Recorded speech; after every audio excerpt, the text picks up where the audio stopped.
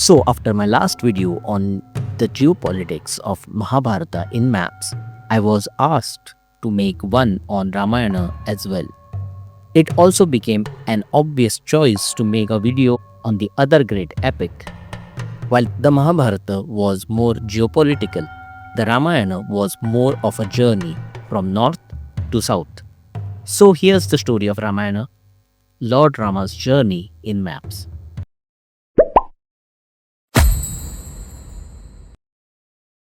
Here are the main kingdoms mentioned in the Valmiki's Ramayana. However, I'm only considering those that played a role in the story. So I have skipped kingdoms that were not related to the journey. The kingdoms in black are human kingdoms, the ones in dark blue are villages of sages, and the ones in dark red are Rakshasa strongholds. And the ones in dark green are Vanara strongholds. For the sake of realism, let's consider the Vanaras, Rikshas, and Gridhas as not apes, bears, and vultures, but tribes with totem symbols and attires presented poetically in the epic. You can see many human tribes and gotras with animal names too: Matsya, the fish; Kashyapa, tortoise; Aja, goat; Bharadwaja, partridge; Taittiriya, quail, and so on. The Rakshasas were not a separate ethnicity either.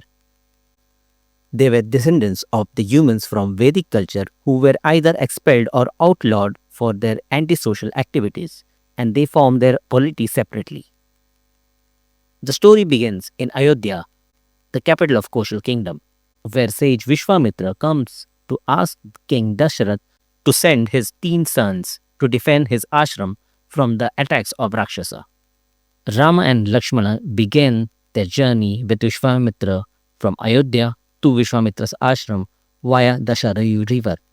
They reach his ashram, Siddhashram, where Rama kills Rakshasi Tataka and attains knowledge of various weapons. He also kills Rakshasa Subahu and drives off Maricha. Then they visit sage Gautama's ashram, where they meet his wife Ahalya. Then they head on to Mithila, the capital of the Vaideha kingdom. There Rama breaks Lord Shiva's bow and marries Princess Sita. They later return to Ayodhya. As per Queen Kaikeyi's wishes, Rama goes to 14 years of exile, accompanied by Lakshmana and Sita. They cross the Tamsa river, where they take their first halt. Then they go to Srirangaverapur and meet Rama's friend and the king of the Nishadas, Guha, in a boat. Then they go to sage Bharadwaja's ashram in Prayag Triveni Sangam. They built a hut in Chitrakoot, where Bharat comes to meet him and asks him to return to Ayodhya. Then they head to Atri's ashrama, Anusuya's ashrama, Sharabhanga's ashrama, Sutikshna's ashrama, Agastya's ashrama, all around Chitrakoot, and then they head to Panchavati in modern Nashik. In Panchavati, Lakshmana cuts Shurpanaka's nose and Sita gets abducted by Ravana here.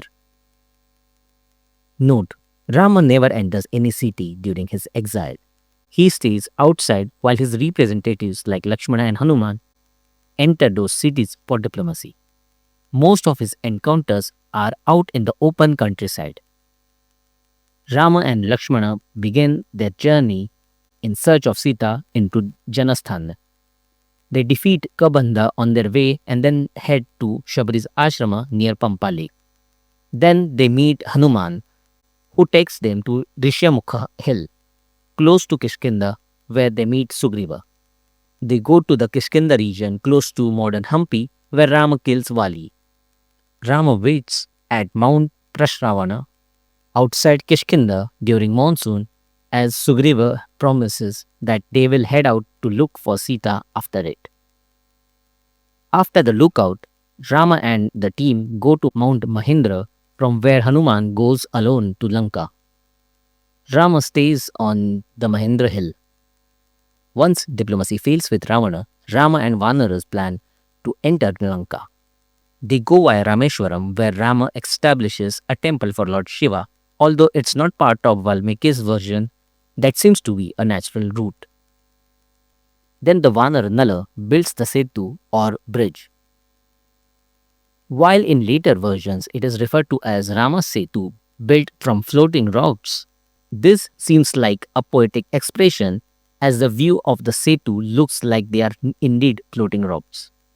However, as per Valmiki's version, it was an actual bridge that was built using rocks and wood.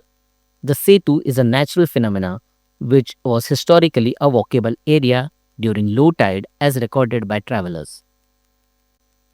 This bridge must have been built over the shallow waters.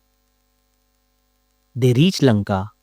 This Lankapuri must have been closer to the Setu instead of being in the interiors.